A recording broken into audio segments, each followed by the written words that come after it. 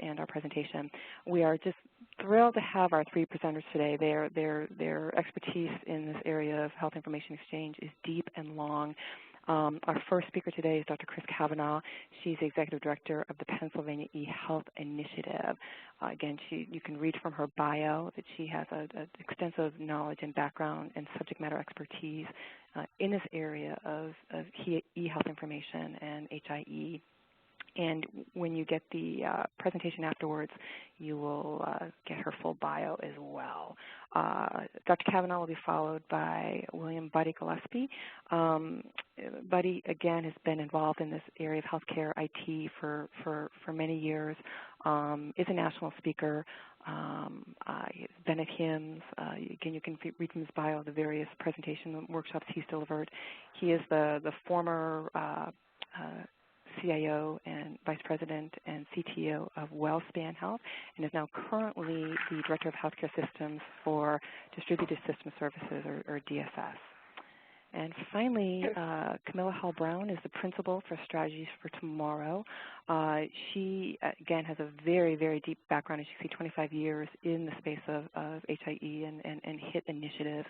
And from a paragraph below, you can see the various exchanges that she has worked on, developed, and put together and collaborated on. And so we're just thrilled to have all three presenters today, and they're a great group. And we are going to start with our presentation, starting with Chris. And once we get through the presentation, we'll open it up for Q&A through the chat function or the question box. So if you have a question as we go along, you can go ahead and send that to me, and I will go ahead and feed our speakers. And Chris, whenever you're ready, you can go ahead and take it away. Thank you. Can you hear me, Carol? You sound great. That's fabulous. Well, thank you, everybody, for joining us today. And I have a great team with Buddy and Cam, and there's a lot more that helped pull a lot of this information together. But what I'd like to do today is talk about a project that we had worked on for the last year or so called Financing Research and Framework Development for a Health Information Exchange. And what I would like to do out of today's session and with all of our speakers is to, number one, explore different models, both at the state as well as national perspective in terms of achieving financial stability with regards to HIE. We hope that you'll be able to discover some best practices and some transformational approaches for funding HIEs, both at a state as well as a regional level.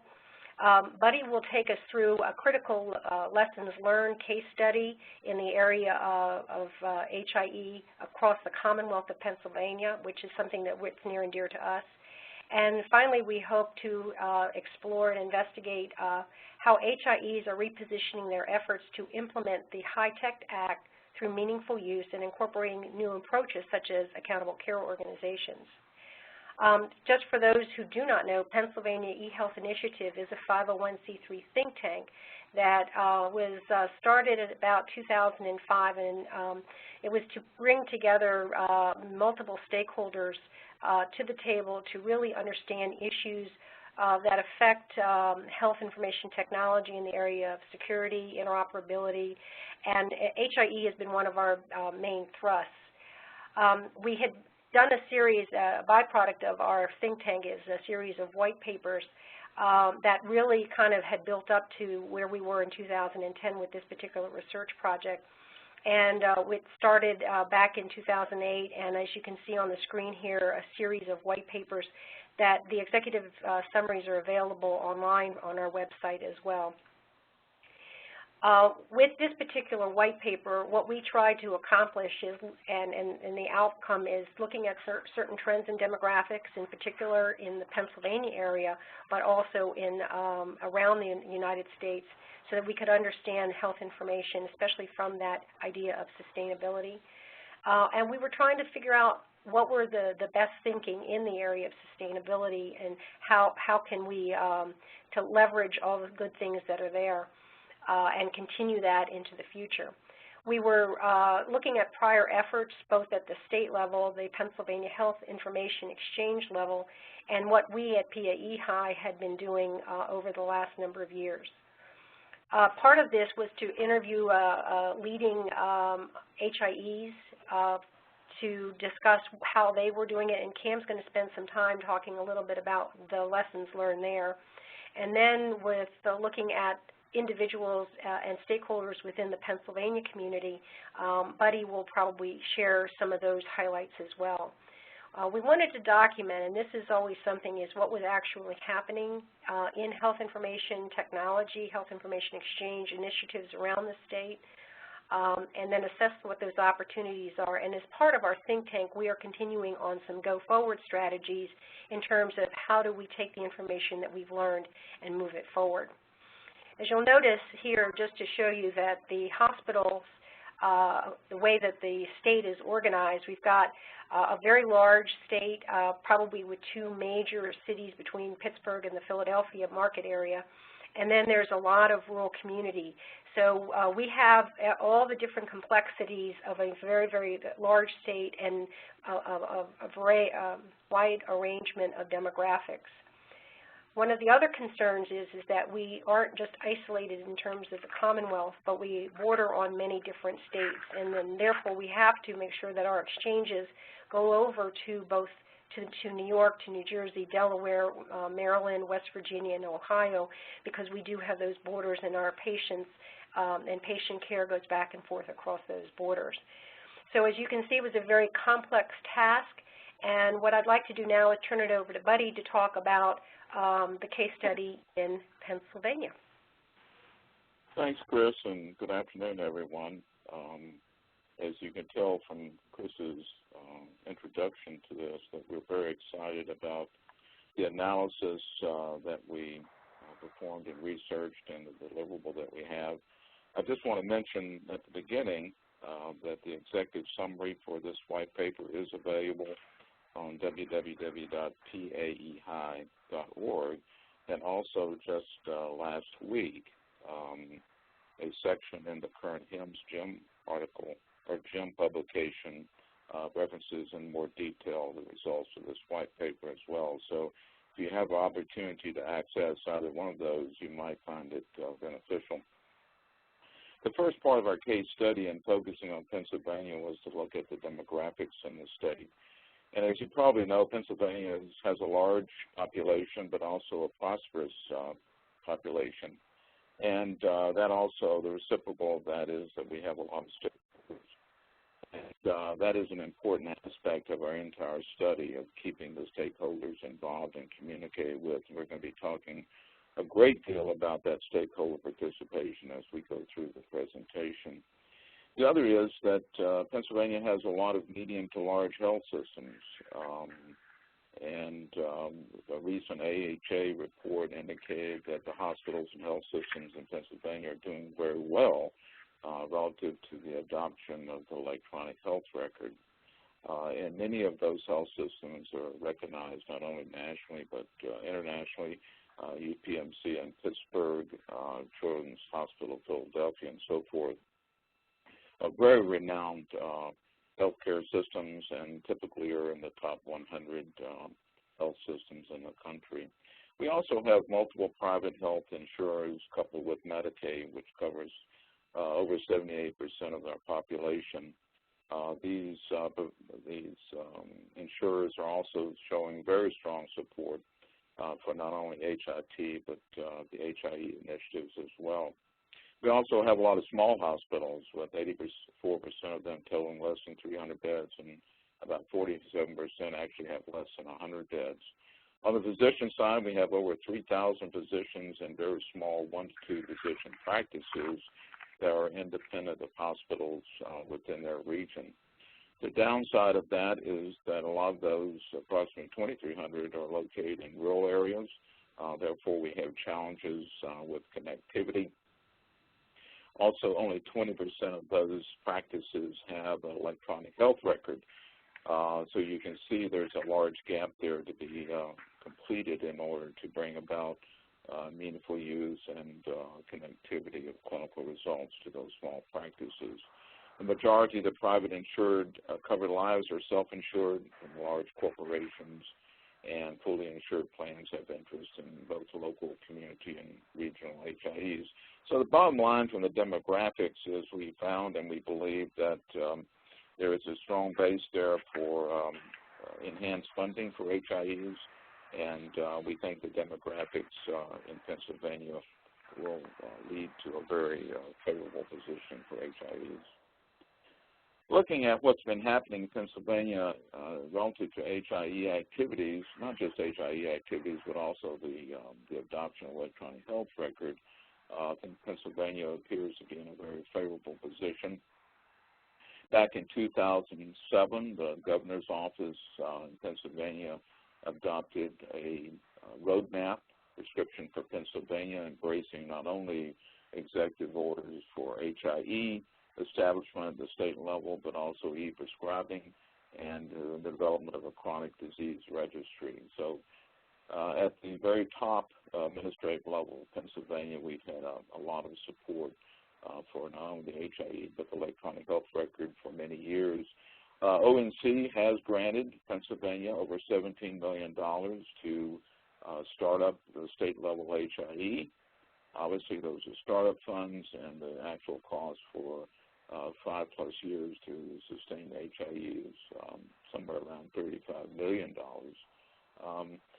Also, HIE initiatives across Pennsylvania, we currently have 9 that are currently operational.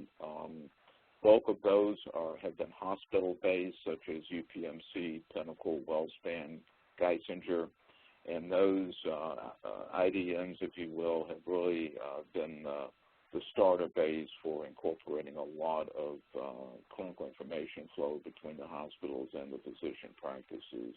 On the public health side, Pennsylvania has been very active, and there is some regulatory requirements that have been set forth, a lot of monitoring of anything that would create a pandemic situation, a lot of real-time monitoring all the way from the hospital EDs into the state awareness program, so that the public health program in Pennsylvania has been very active. Good news, I mentioned earlier that a lot of the physician practices, over 2,000, are located in rural areas. There is a $130 million initiative that's about right now in Pennsylvania to put broadband backbone fiber across the state, which we currently anticipate that will be complete in 2015. So we hope that will help the connectivity issues that we're finding in the rural areas and be able to enhance the accessibility to the HIEs. From a financial sustainability perspective, there's 3 areas here to look at. One is the typical participant in the HIE. The other is the typical core function, and of course, at the foundational level is the technical infrastructure that really ties it all together and make it happen. But from a participant perspective, a lot of the data exchange right now in Pennsylvania is taking place between key providers utilizing common data to treat shared patients. So in other words, let's take Pinnacle or WellSpan, for example, where you have a community of family practitioners, specialists. You have the hospital, and it's very important for patient care that that information be shared on a continuing basis as the patient engages with these different forms of care. So that has been kind of the natural fit, if you will, for the startup of the HIEs. The core functions, really all, the number one, as you see at the top of that column, is the secured clinical messaging. This is very important relative to meaningful use, and achievement of stage 1 is to get that base lab result, radiology text result, and so forth, shared across the practitioners and providers. And of course, second to that is the portal. You hear a lot about establishing a physician portal, a patient portal. Most of the EHR vendors now are providing those as part of their software package, and that is a very important part to provide access to that patient information. Not just patient information, but also administrative data as well. And then we have the web-based EHR, what we call EHR Lite, which is not a heavy-duty application, but it's more of a URL web-based access to the information through the Internet. And, of course, we talked about the public health connectivity earlier and how important that is right now, what a high priority is in Pennsylvania. And then, of course, the direct data feeds. This is where a hospital would actually send out lab results and populate a physician practice EHR application. So those are typically the core functions that we found in our analysis. And then, of course, the technical infrastructure has several aspects. One, of course, is the ability for a patient to receive information in some form or fashion. One way is by a CD or a DVD. Typically, traditionally, this has been called SneakerNet, but it's still out there in cases where an EHR is not available, and certainly an HIE is not available. Then this becomes sort of the last resort to get that patient across the patient information across the continuum of care. And then you have the peer-to-peer model, which is commonly the ability for a hospital portal to provide that patient data to physicians at remote locations, typically across a VPN or across, obviously, the Internet. And then you had a federated record locator, which gets very complex because in that case you have to have a very strong enterprise master person identification system that makes sure that, as the patient identifier, which may take on many different forms across the various systems and providers, so that you can search and find a patient, the right patient at the right time. So it becomes very important. And then, of course, the centralized warehouse model, which I think is taking on somewhat of a less favorable position right now because of the more favorable, interoperable, integrated HIE sharing of data real-time in a real-time fashion. And then you always have a hybrid model, which it could be a combination of all of the above, and you're seeing a lot of that. And, I think the hybrid model is going to be very important when it comes to the ACO and accountable care organizations because you're going to see within an ACO all these different providers that never really sometimes connected before in exchange of information, and I think a hybrid model is going to take on many forms, if you will, in order to make that ACO and sharing of information very successful. And then looking at comparing the HIEs and impact on financial sustainability, we looked at three different models that have been present across Pennsylvania, and I think Cam will also reference these on the national basis as well. But we looked at the IDNs where, typically a large hospital has begun the process of integrating with the physician practice clinics and other independent clinicians, whether it's clinics and so forth.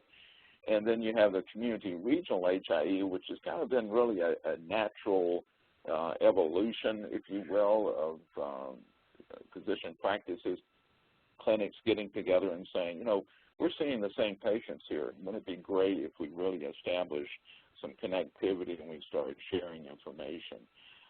And then, I think sometimes you might, in that community regional HIE, sometimes that might be looked at as sort of a RIO-type organization as well. And then, of course, above all of that, you have the state-level HIE, which is charged with the goal of tying all of these IDN HIEs and community regional HIEs together to formulate a statewide repository and sharing of patient information, and then, of course, ultimately the state-level HIE integrating with the national HIE at some point in time when that becomes available.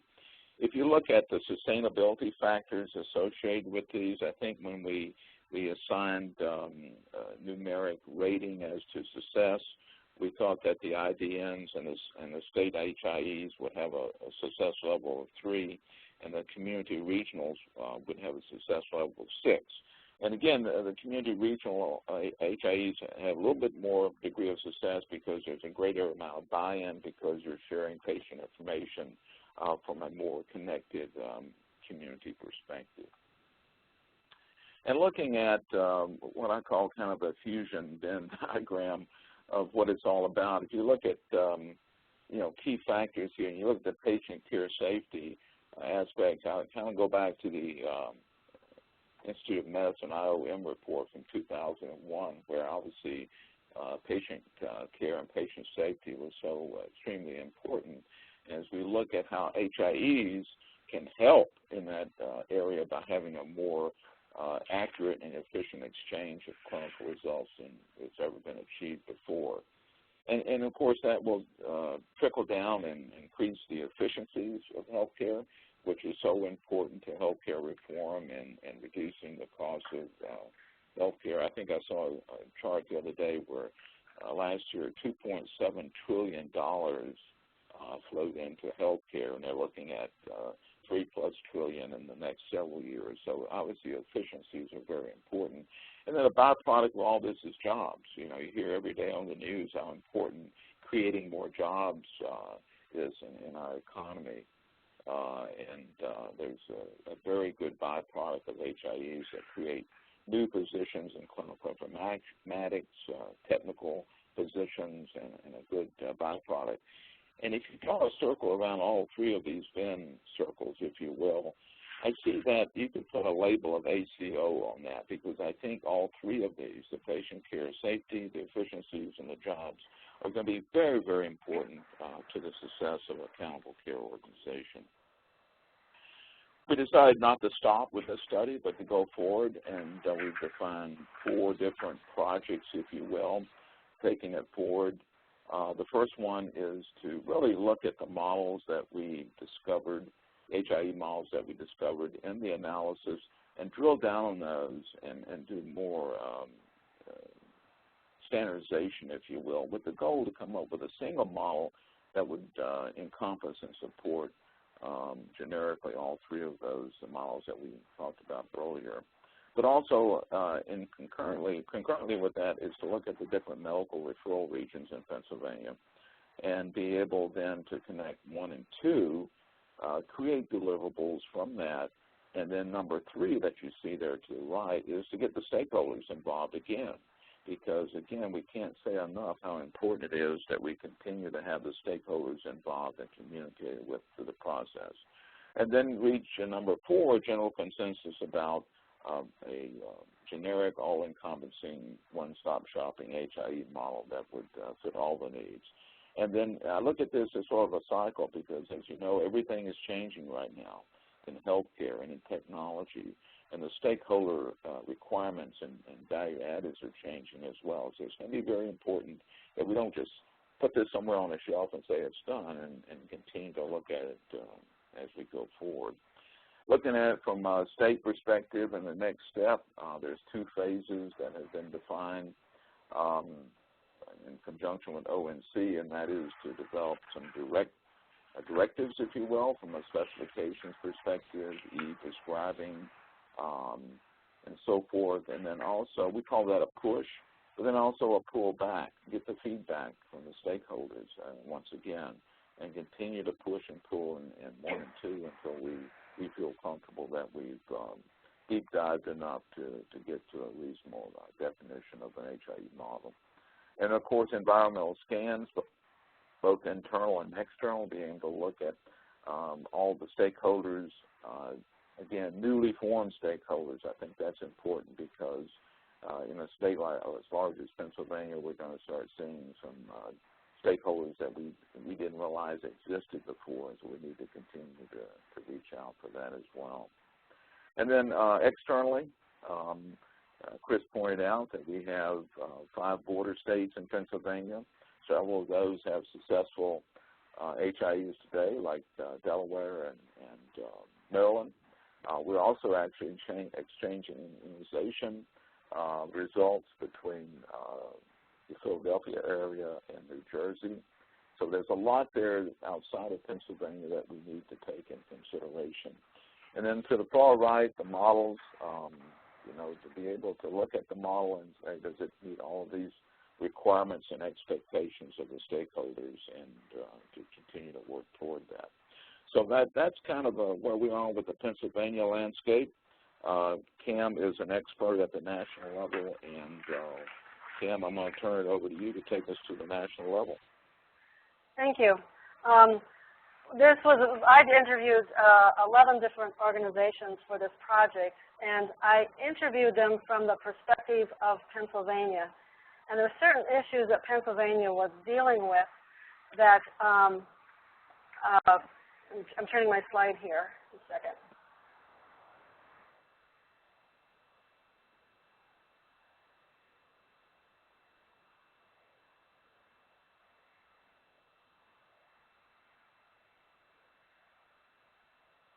There we go. From the Pennsylvania point of view, there were a few issues that they were struggling with.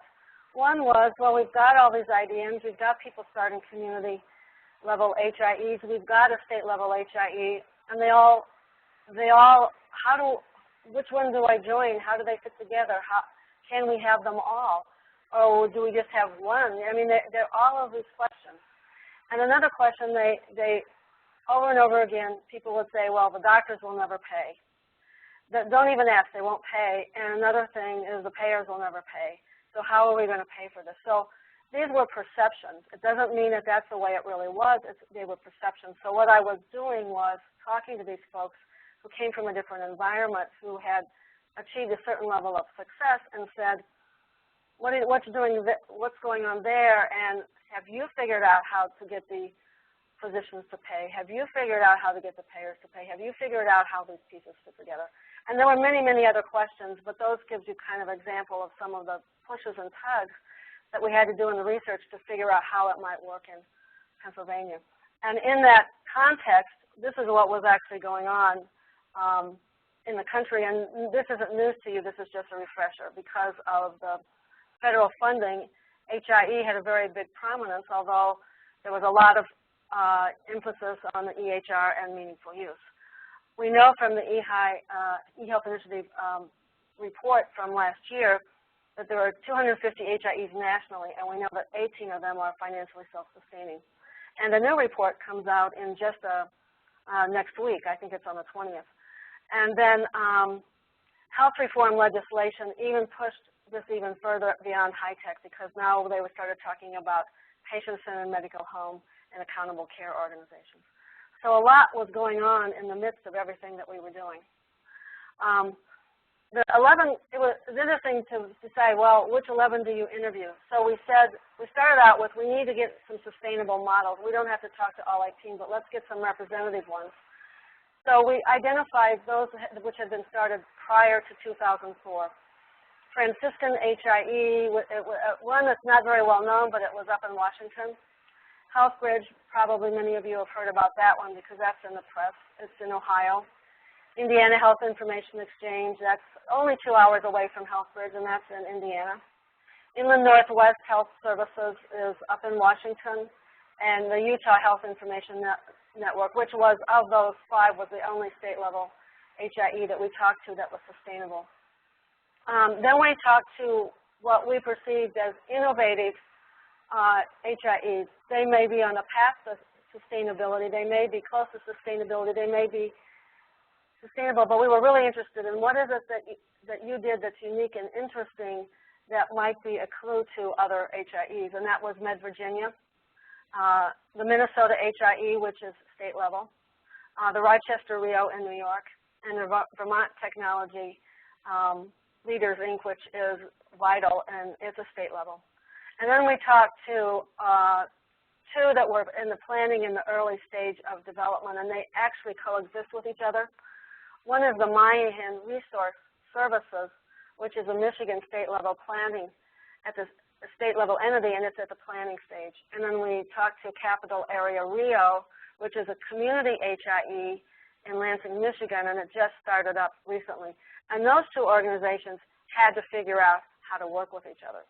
And, of course, HIE Resource Services has the cooperative agreement with ONC, so they had to work out how they were actually going to work together, but they also had to do it in compliance with the federal initiative. So that one was kind of an interesting one to talk to the 2 sides of the same issue.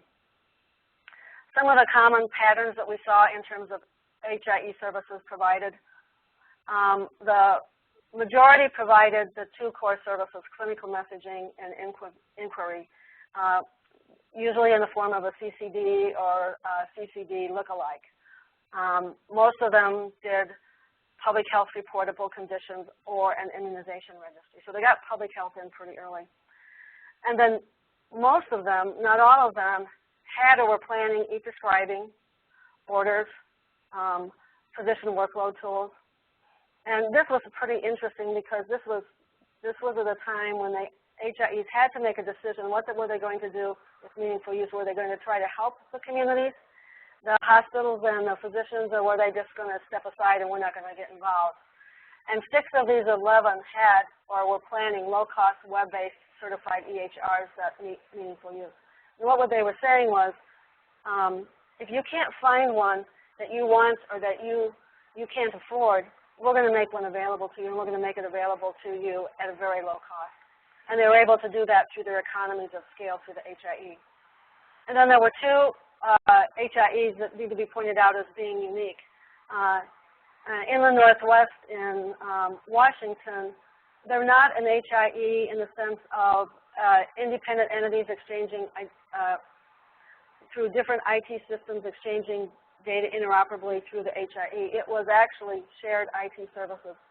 It started out with 5 hospitals that needed decided to have one common IT department.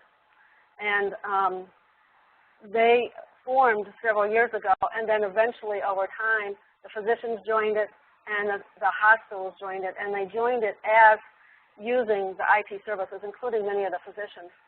And then for those that didn't want to join the IT support services, then they had a virtual private network so that others could participate. And then HIE Resources, as a state-level entity, it decided, except for the requirements of the Office of National Coordinator, which I think requires them to do direct, they said, we don't want to be in competition with our community HIEs. We want to support them. So their plans are to have 7 sub-state HIEs implemented over the next 18 months, and most of those HIEs are already up and running. But they need the connectivity to each other, which is what HIE is going to be providing them.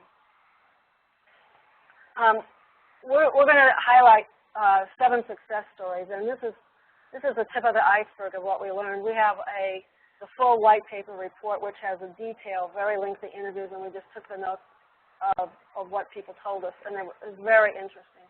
And then we have that recent magazine article that summarized some of the key points, and then this is a further summarization. And I call this the, why didn't I think of that? Some of the things that I'm going to say are so unbelievably simple. And it's just like, I definitely was thinking, why didn't I think of that one? That was really good.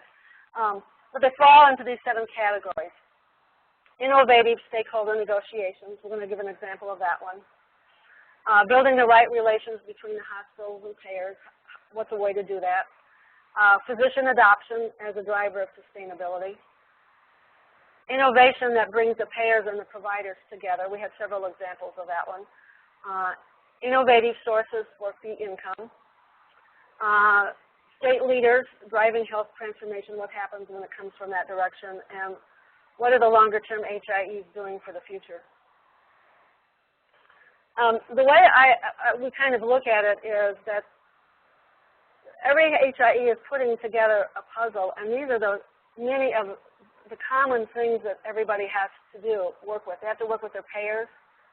They have to understand their physician community. Do you have lots of physicians or a few physicians? Are they highly electronic, not electronic? They have to work with government, state government. Is state government highly interested? Is Medicaid highly interested? Or are they not interested? They're against it? Are they willing to put money in it?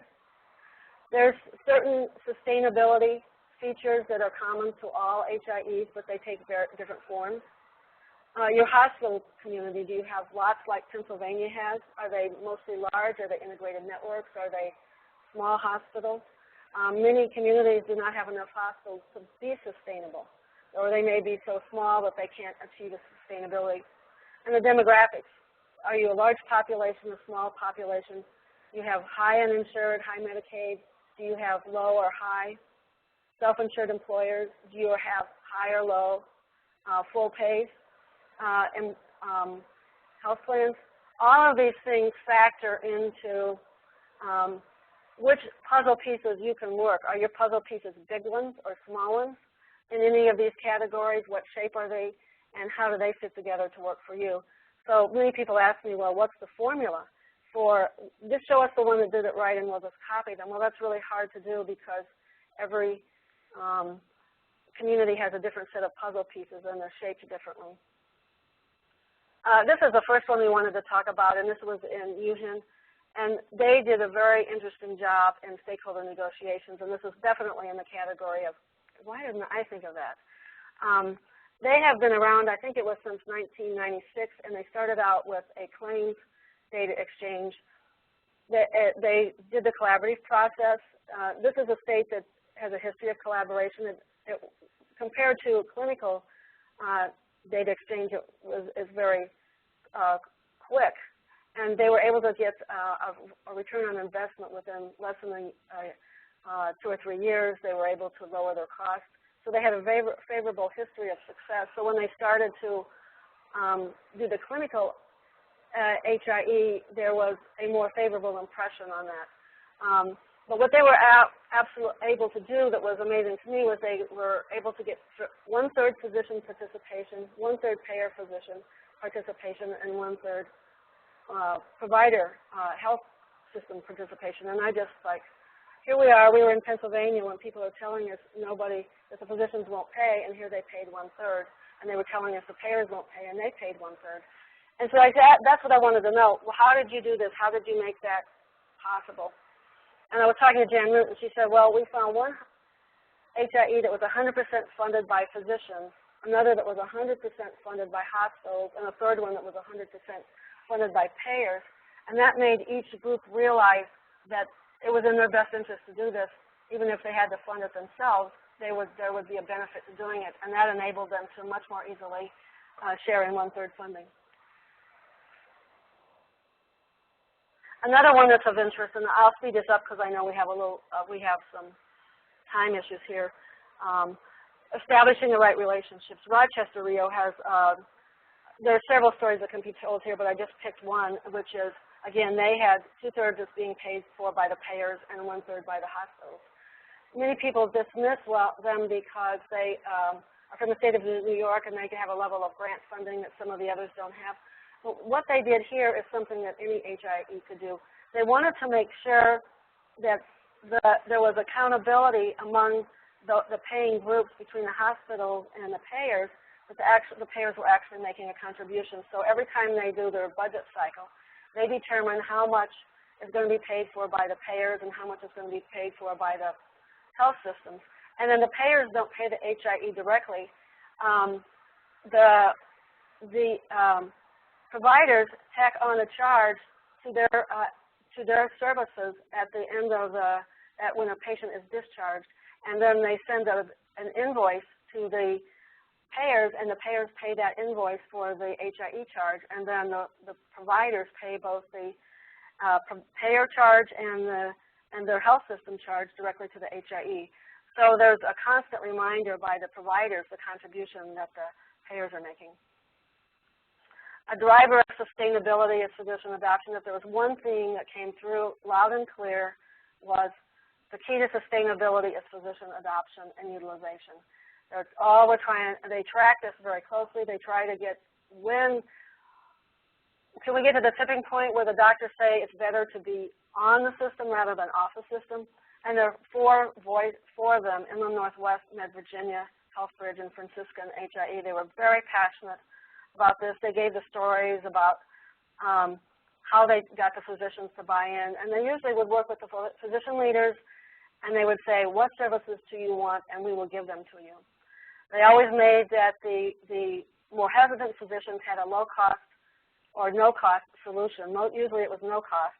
They usually would give away clinical messaging and inquiry, and they would charge for the add-on services. So the physicians were almost always paying, but to get on the system, you didn't have to pay. And they all had very small marketing arms. What they were focused on, physicians were the marketing arms. So I'll just use Inland Northwest as an example. They started out with 5 hospitals, and they ended up with 38. They said the physicians went out and got all those after the first 5, the physicians got the remaining hospitals. They would go to hospitals and say, We want you to be honest because we can't function with our HIE without you. And they would go get the other physicians. They can't do cross-referrals if the other physicians aren't able to become electronic. So they were the primary marketing in all 4 of those cases. In the Northwest, in addition, because they had a shared IT support system, it was not just a data exchange, those doctors are paying more. So they were willing to pay $350 to $500 a month to get the same level of support that the hospitals were getting. Bringing payers and providers together. 6 of the 11 HIEs had payers at the table. I think 8 or 9 of the HIEs had physicians at the table. But what was unique about the payers is that all 6 of these had different solutions on how they brought the payers to the table. There wasn't a pattern. It was like, oh, well, they did this, they did this, they did this. Indiana, which is, they have Regan Street Institute, so they're very innovative on the cutting edge of care transformation. So they integrated their HIE with that concept, and so they were the first HIE to process both clinical and claims data into their HIE and be able to measure a outcomes performance based on quality and effectiveness on the cost side. They now have 5 payers and 1,400 physicians. Now, in this particular case, these payers are not paying for the whole HIE. They're paying for the quality health first portion of it. Minnesota, this is a state-level HIE, and this is really interesting. This is very different than what most of the HIEs are doing. They really brought together 3 hospitals, 2 health plans, and the state government. And between them, between their claims data and their clinical data, they have 80%. They have data on 84% of their residents. So when this system went live, all that data was up there, and now their issue is adoption. But I just couldn't believe how they were able to get all 6 institutions to agree to share the data, and all 6 of these institutions are paying the startup cost for this for several years. And the business case was, you saw how bad our claim system was. We have all these point-to-point connections. We have very high costs. We have lots of maintenance on these point-to-point connections. Do you really want to go through that again on the clinical side? And the conclusion was, no, let's figure out how to make this work. Michigan, which is a capital area, remember that's a community HIE, and the state-level HIE, which is MyHand Resource Services. They were very innovative in getting fee income. If you notice the first 3, Medicaid, Michigan Office of State Employees, Michigan Office of State Retirees, I'm sure that the second 2, state employees and state retirees, is not very commonly seen as a source of income. But they are paying health care fees, health care costs, and they wanted an HIE running. So the state worked with Capital Area Rio to bring Medicaid, state employees, and state retirees to the table. And they're now participating in that HIE and paying as a payer. Then other things that Capital Area Rio did is they're charging for board membership, and people want to be on this board. Public health is paying for surveillance and alerts, and the university, Michigan State University, is paying for research. Now, this public health is kind of interesting because many communities are letting them go and not paying a fee. But what Capital Area Rio was saying was, if you want paying a fee, puts you in a different category in terms of your ability to influence. You can't be ignored as a public health department because you're paying a fee and you can make that claim. They're not paying a large fee, but they recognized they needed a bigger voice. And then the university, they need this HIE desperately because they're in the business of research and they're in the business of training physicians, and they said, okay, we need to put our money in and show that we're committed to this, and that's what they did. Now, Minnesota, which I had talked to before, they had done some interesting things. They had included clinics, long-term care, public health, and school districts. Now, these 4 are paying a lower rate than the physicians, the hospitals, and the payers, but they were still paying. Again, they were able to build a case that you need quality health care in our state. Many of you may have heard of Vermont. It's very well known because the state legislature said that they would put funding into this. But this is sort of the backstory of what was really going on. The governor was very innovative, and he said, we will transform healthcare. And so they didn't really start with an HIE. What they started with was a patient-centered medical home pilot. And if any of you have ever done a patient-centered medical home pilot without an HIE, it's extremely painful. And it's really a tremendous amount of time in manually collecting the data that you need is very, very hard. So it wasn't long before they started building a basic, simple HIE that could support that patient-centered medical home. In the meantime, they had introduced e-prescribing to the state. So they became very clear very early on that HIE needs to be an essential part of the vision. And so when the stimulus package came along, they put patient-centered medical home, regional extension center, and the HIE under one umbrella so that those pieces would all be integrated together. And then that legislative fund is actually a 7-year fund.